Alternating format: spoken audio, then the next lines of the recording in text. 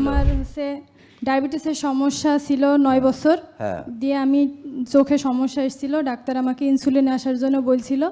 তা আমি বলছি না, আমি ইনসুলিনে আসবো না। আল্লাহর রহমতে 1 মাসে আমি ওষুধ খাইনি। আমি ওষুধ বাদে এখানে আমার খাবারের পরে 6 পয়েন্ট থাকে। এই বোন যদি 5 বছর 6 বছর আগে আসতো তাহলে 5-6 বছর আগেই সে ভালো হয়ে যেত। আপনি যতদিন জানবেন না যে ডায়াবেটিস হয় কি করে, তাহলে ভালো হবেন কি করে সেটাও বুঝতে পারবেন না। তাহলে ডায়াবেটিস হয় কেন বলেন তো দেখি, আপনি বলতে পারবেন কেন হয়?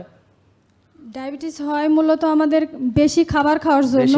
কোষ ফাঁকা থাকে না, কোষ ভরে যায়, এর জন্য মনের মতো ডায়াবেটিসটা হয়। জ্ঞান যদি বাংলাদেশের এই শিক্ষিত লোকগুলারও থাকতো বেশি বেশি বড় বড়, তাও বাংলাদেশ অনেক ভালো থাকতো। আমাদের মেনে যারা ভালো হয়েছে, তো আপনারা জানেন কিভাবে ভালো হয়েছে নাকি জানেন না?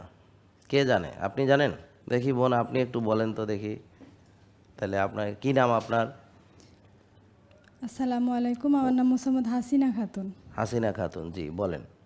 মনে কর এনাদের কাছে এসে আমি বুঝতে পারলাম যে হচ্ছে খাবারটা মেনটেন করতে হবে। হ্যাঁ। আর ব্যায়াম, শারীরিক ব্যায়াম, তারপরে হচ্ছে শ্বাসের ব্যায়াম, তারপরে হাঁটা, হাঁটা, ঘুম, শ্বাসের ব্যায়াম, এগুলো নিয়ম মেনে চললে রোদে যাওয়া, ঘাসে হাঁটা, জি, খালি পায়ে ঘাসে হাঁটা, এগুলো করলে আসলে আমরা সুস্থ থাকবো, তাড়াতাড়ি সুস্থ হতে পারবো। কোনো ওষুধ খেয়ে ভালো হয়েছেন? জি না, আমি কোনো ওষুধ খাইনি। আমার হচ্ছে ডায়াবেটিসের সমস্যা ছিল 9 বছর।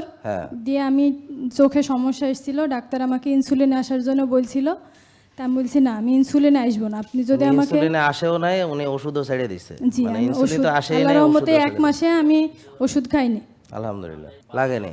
আমি ওষুধ বাদে এখানে আমার খাবারের পরে 6 পয়েন্ট থাকে, আলহামদুলিল্লাহ।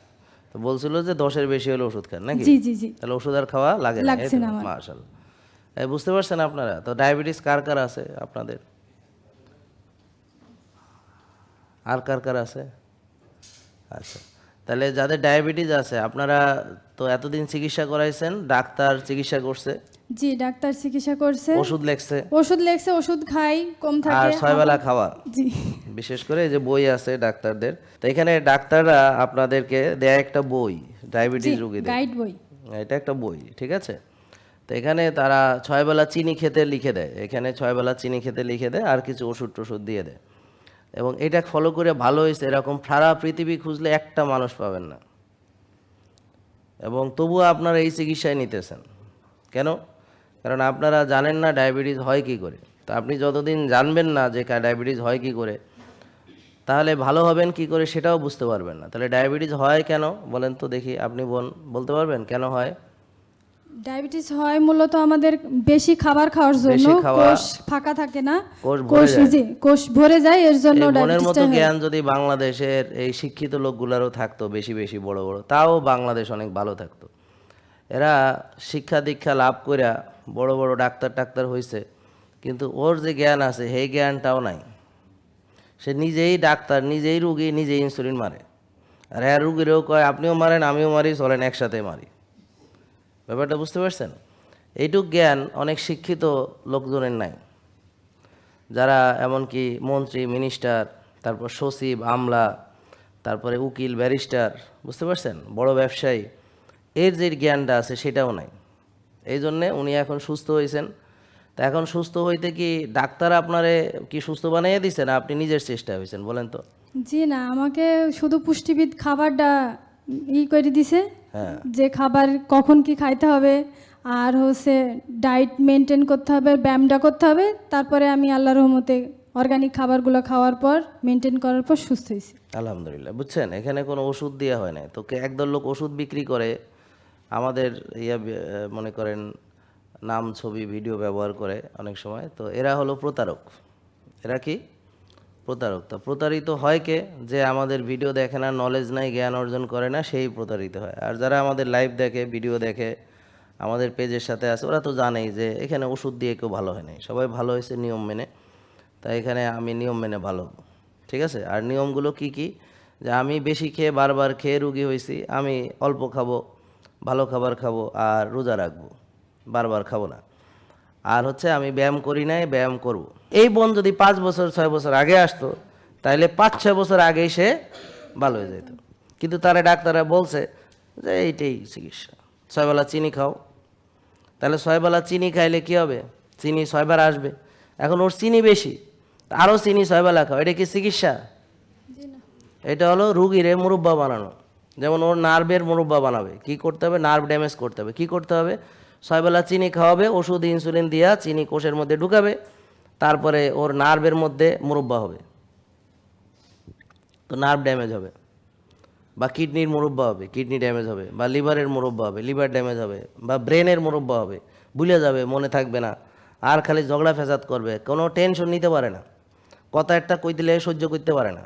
অনেক মহিলা আছে তাদের ইগো টন টন করে, বিস্ফোরার চেয়েও মানে পিছনে বিস্ফোর হলে যেমন টন টন করে ব্যথা হয়, ওদের ইগো টন টন করে, মানে দিনে 100 বার হয় মাইন্ড খায়। মানে এই কথা, সব কথার মধ্যে মানে মাইন্ড করার একটা বিষয়বস্তু বাইর করে ফেলে। কথা বুঝেন নাই? এটা কিন্তু আবার রোগের কারণে, নট লাইক যে এটা তার character. No no, it's not your character. কারণ এই মহিলারা আবার আমাকে যখন ফলো করছে, কইরা 3-6 মাস পরে তারা হয়ে গেছে একেবারে মাটির মানুষ। তার হাজব্যান্ড এসে বলে, স্যার আপনি কি করছেন? আমি বলে, আমি তো কিছু করি নাই। বলে, না আমার বউ তো এটা চিনতে পারতেছি না। বললাম, কেন, কি হয়েছে? কয়, না স্যার ও তো আগের মতো ঝগড়া করে না, আর আগে 100 বার মাইন্ড করতে, এখন মাইন্ডও করে না। তারপরে আবার পজিটিভ পজিটিভ কথা বলে। হ্যাঁ, আমি তো অবাক, এটা তো আমি চিনি না। তাহলে এটা আপনার অরিজিনাল বউ, আগেরটা ছিল রুগী। তো রোগের চিকিৎসা হওয়ার পরে কি হয়েছে? আমরা তার শরীরকে ডিটক্সিফাই করছি। কি করছি বলেন? ডিটক্সিফাই বুঝেননি? হ্যাঁ, টক্সিন বুঝেন? শরীরের ভিতরে মেলা টক্সিন জমছিল, বুঝছেন? এই টক্সিনগুলো বাইর করছি। টক্সিন বুঝেন? হায় হায়, কয় কি? বিষক্রিয়া। বিষ বুঝেন? বিষ। হ্যাঁ, এবার বুঝছেন। তাহলে বিষ ছিল, তার শরীরের মধ্যে বিষ ছিল, ক্যারেক্টারে বিষ ছিল, স্বভাব চরিত্রে বিষ ছিল, কথার মধ্যে বিষ ছিল। তুমি এইভাবে ছাড়া কথা কইতো না জামাই লাগে। হ্যাঁ, মানে এইভাবে কথা কইতো। ধরেন জামাই বিছানায় বসে বিছানা কেমন তারপরে ধরেন, হ্যাঁ কাপড়টা রাখ, এই তুমি বাথরুমে গেছো, এই তুমি এতক্ষণ বাইরেও না, বাথরুমে কি করো সারাদিন? আবার মোবাইল নিয়ে ঢুকছো নি? মানে অফিসে গেছে, তুমি আসো না কেন, কার লগে কথা কো, হয় না কি করো, কার লগে খাইতে গেছো, মানে সারাক্ষণ সন্দেহ প্রবণতা। এই আমার মহিলা এখানে স্বীকার করে গেছে, আমি আমার হাজব্যান্ডকে প্রচণ্ড সন্দেহ করতাম, তার লগে সারাদিন ঝগড়া ফেসাদ করতাম। এখন আমাকে মাইনে এখানে এসে বলে গেছে যে তারা ভালো, এবং দুইজন এখন খুব সুখে শান্তিতে আছে, হানিমুন পিরিয়ড পার করতেছে। ব্যাপারটা বুঝতে পারছেন? এই যে আমার সাকসেস মিটে, এগুলো শুনে নিজেরা এসে স্বীকার করে যায়। এটা আমার সবচেয়ে ভালো, আমি যেটা আপনাদের থেকে পাই। আপনারা এখানে আসার পরে কেন জানি না, আল্লাহর ইচ্ছা, সবাই তার দোষ স্বীকার করে, আগের ভুল ত্রুটি স্বীকার করে। হ্যাঁ, সবাই কেউ এটা নিয়ে বড়াই করে না, কারণ সে যখন মানে ভালো হয় তখন সে বুঝতে পারে তার ভুলগুলো কী ছিল। এই আর আমি কাউকে হেয় করার জন্য বলি না, বাস্তবতাটা তুলে ধরি। দেখবেন আমার কথাগুলো কিন্তু বাস্তব, মানে এটা ঘটতেছে।